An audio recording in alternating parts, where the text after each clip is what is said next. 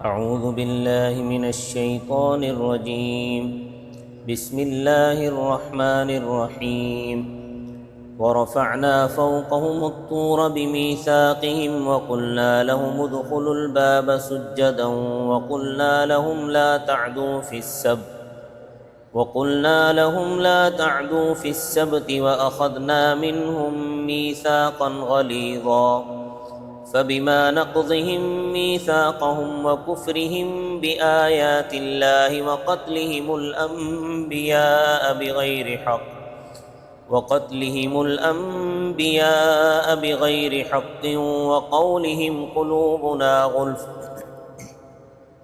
بل طبع الله عليها بكفرهم فلا يؤمنون إلا قليلا وبكفرهم وقولهم على مريم بهتانا عظيما صدق الله العظيم.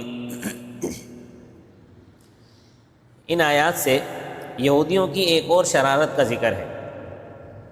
وہ شرارت یہ تھی کہ یہودی جس وقت وادی تہ میں پہنچے، جس کو آج کل کے جغرافیے میں وادی سینا کہتے ہیں، یہ 36 میل لمبا اور 24 میل چوڑا میدان ہے. سطح سمندر سے تقریباً 4000 فٹ بلند ہے. 1947 کی جنگ میں اس پوری وادی پر یہودیوں نے قبضہ کر لیا تھا، اور اس کا کچھ حصہ رونے دھونے سے، کوئی ادھر ادھر بھاگ دوڑ کرنے سے مصر کو واپس مل گیا، مگر وہ حصہ جو فوجی اہمیت کا حامل ہے وہ ابھی تک مصر کو واپس نہیں ملا، وہ یہودیوں کے پاس ہے. تو بنی اسرائیل جب وادی سینا میں پہنچے تو کہنے لگے کہ ہمارے لیے کوئی قانون ہونا چاہیے، کوئی ضابطہ ہونا چاہیے، کوئی ضابطۂ حیات ہونا چاہیے، کیونکہ کوئی قوم بغیر قانون کے زندگی بسر نہیں کر سکتی. تو اللہ تعالیٰ نے ان کے مطالبے پر انہیں تورات عطا فرمائی. موسیٰ علیہ السلام نے ان کو پڑھ کر سنائی تو کہنے لگے ہم تو اس پر عمل نہیں کر سکتے، اس کے احکام تو بہت مشکل ہے. تو اللہ تعالیٰ فرماتے ہیں وَرَفَعْنَا فَوْقَهُمُ الطُّورَ، اور ہم نے بلند کیا ان پر طور کو. اللہ تعالیٰ نے کوہ طور کو ان کے سروں پر لٹکا دیا، جس طرح کی یہ چھت ہمارے سروں پر لٹکی ہوتی ہے، اس طرح کوہ طور کو ان کے سروں پر لٹکا دیا بِمِيثَاقِهِمْ، ان کے وعدے کی وجہ سے. اب حالانکہ دین میں تو جبر نہیں ہے، اللہ تبارک و تعالیٰ کسی پہ زبردستی نہیں کرتے. قرآن پاک میں بھی آیا ہے لا اکراہ فی الدین، دین میں جبر نہیں ہے. تو ان کے سروں پر پھر طور کو کیوں لٹکایا گیا؟ طور لٹکا کر ان کو تسلیم کرنے پر مجبور کیوں کیا گیا؟ تو وہ اس لیے مجبور کیا گیا کہ انہوں نے عہد شکنی کی تھی. پہلے انہوں نے خود مطالبہ کیا کہ ہمارے لیے کوئی قانون لایا جائے، ہاں جس پر ہم عمل کریں. اب جب کتاب آ گئی تو کہنے لگے کہ اس کے حکام بڑے مشکل ہیں، ہم ان پر عمل نہیں کر سکتے. تو اس عہد شکنی کی وجہ سے طور کو یہاں لا کر ان کے سروں پر لٹکایا گیا. ورنہ ابتداً اسلام کسی کافر کو مجبور نہیں کرتا مسلمان ہونے پر. ہاں البتہ آپ تبلیغ کر سکتے ہو، ترغیب دے سکتے ہو، تلوار کے زور پر کسی کو مسلمان نہیں بنا سکتے. ہاں لیکن اگر کوئی شخص مسلمان ہو جانے کے بعد العیاذ باللہ مرتد ہو جائے تو اس کی سزا قتل ہے، کیونکہ اس نے اللہ تعالیٰ کے ساتھ کیا ہوا عہد توڑ دیا، عہد شکنی کی ہے. تو یہ جو قتل کی سزا ہے یہ عہد شکنی کی وجہ سے، جبر نہیں ہے. اب یہ ان کی بد عہدی کا ایک واقعہ یہ ہے کہ اللہ پاک نے کوہ طور کو ان کے سروں پر لا کر مسلط کر دیا، اور اس کے بعد انہوں نے مانا. ایک اور واقعہ بد عہدی کا، حضرت موسیٰ علیہ السلام کے بعد اللہ تعالیٰ نے حضرت یوشع بن نون علیہ السلام کو نبی بنایا. اب وادی تیہ میں 40 سال بھی مکمل ہو چکے تھے اور ایک نئی نسل جوان ہو چکی تھی. حضرت یوشع علیہ السلام نے فرمایا اب تم اس شہر بیت المقدس میں داخل ہو جاؤ سجدہ کرتے ہوئے. پہلے زمانے میں شہروں کے دروازے ہوتے تھے، آج کل تو دروازوں کا تصور نہیں ہے، لیکن دروازے تو اب بھی ہیں میرے خیال میں. اس کو ہم دروازے ہی کہہ سکتے ہیں. جیسے آپ کراچی کے اندر داخل ہونے لگے تو کراچی شروع ہونے سے پہلے دروازے آتے ہیں جہاں ٹول ٹیکس دیا جاتا ہے. اب ان کا جو ہے وہ ان کو ٹول پلازے کا نام دے دیا گیا ہے، لیکن حقیقت میں یہ دروازے ہیں. تو پہلے بھی اسی طرح دروازے ہوا کرتے تھے. تو حکم ہوا کہ تم ان دروازوں سے شہر میں داخل ہو جاؤ، لیکن سجدہ کرتے ہوئے داخل ہونا اور زبان سے کہتے ہوئے داخل ہونا حطۃ، اے اللہ ہمارے گناہ معاف فرما دے. مگر یہودی اللہ تبارک و تعالیٰ نے عمل بھی بتایا، قول بھی بتلایا. عمل یہ بتایا کہ سجدہ کرتے ہوئے جاؤ، قول یہ بتایا کہ حطۃ حطۃ کہتے ہوئے جاؤ. مگر یہودیوں نے دونوں حکموں کی نافرمانی کی.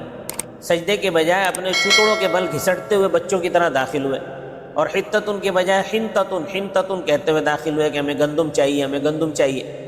یعنی اللہ تبارک و تعالیٰ کے فعل کی بنا فرمانی کی اور قول کی بنا فرمانی کی۔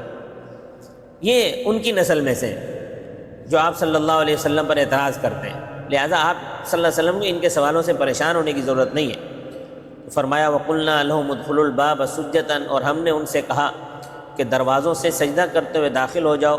وَقُلْنَا لَهُمْ لَا تَعْدُوا فِي السَّبْتِ، اور ہم نے ان سے کہا کہ ہفتے والے دن تجاوز نہ کرنا۔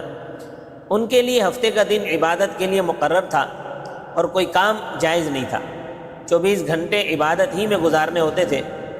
ان کی تاریخ رات 12:01 پر بدلتی ہے، جیسے آج جو ہے وہ اتوار کا دن ہے تو سورج غروب ہونے کے بعد رات کو 12:01 پر تاریخ بدل جائے گی، اگلی رات 12 بجے تک یہی تاریخ رہے گی، اور اسلامی تاریخ سورج کے غروب ہونے کے ساتھ بدل جاتی ہے۔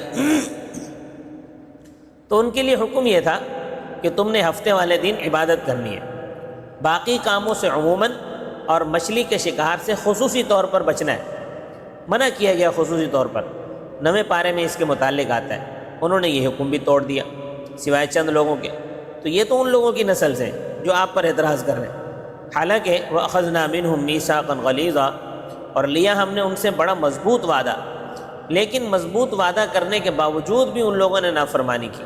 یہ وعدہ شکن لوگ ہیں، ان کو اپنے بڑوں کے حالات کا علم نہیں ہے کہ آپ صلی اللہ علیہ وسلم سے سوال کرتے ہیں کہ پوری کتاب اکٹھی لے آؤ۔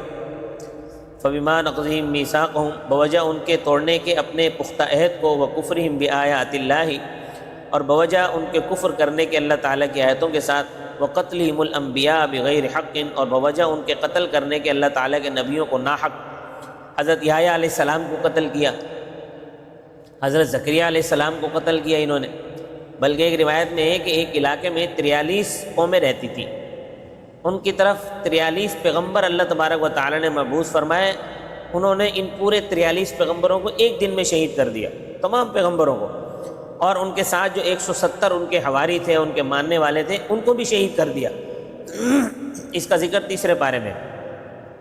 وَقَوْلِهِمْ قُلُوبُنَا غُلْفٌ، اور ان کے اس قول کی وجہ سے کہ ہمارے دل غلافوں میں ہیں۔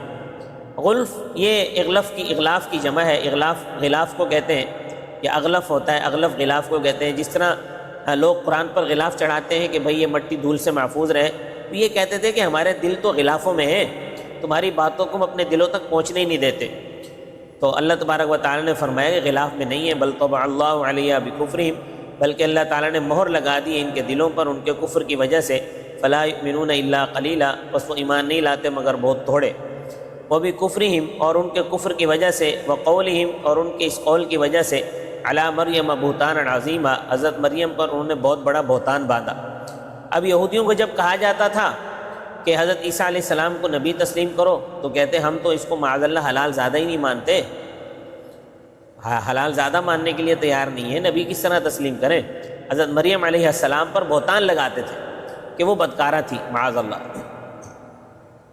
تو آپ صلی اللہ علیہ وسلم سے یہ لوگ مطالبہ کر رہے ہیں، لہٰذا آپ ان کی باتوں سے متاثر نہ ہو کہ یہ تمہیں کہتے ہیں کہ کتاب اکٹھی لا کر دو، اور جب ان کو کتاب اکٹھی لا کر دی تھی اس وقت انہوں نے کیا کیا؟ اس وقت تو ان کے بڑوں نے اس کے ساتھ کیا کیا تھا؟ ان کے بڑوں نے اس وقت نہیں مانا تھا۔ اگلی آیتوں میں ان کی مزید کارروائیوں کا ذکر ہے۔ اللہ تبارک و تعالی ہم سب کو اس قسم کی سرکشی سے محفوظ فرمائے۔ وما علینا الا البلاغ المبین۔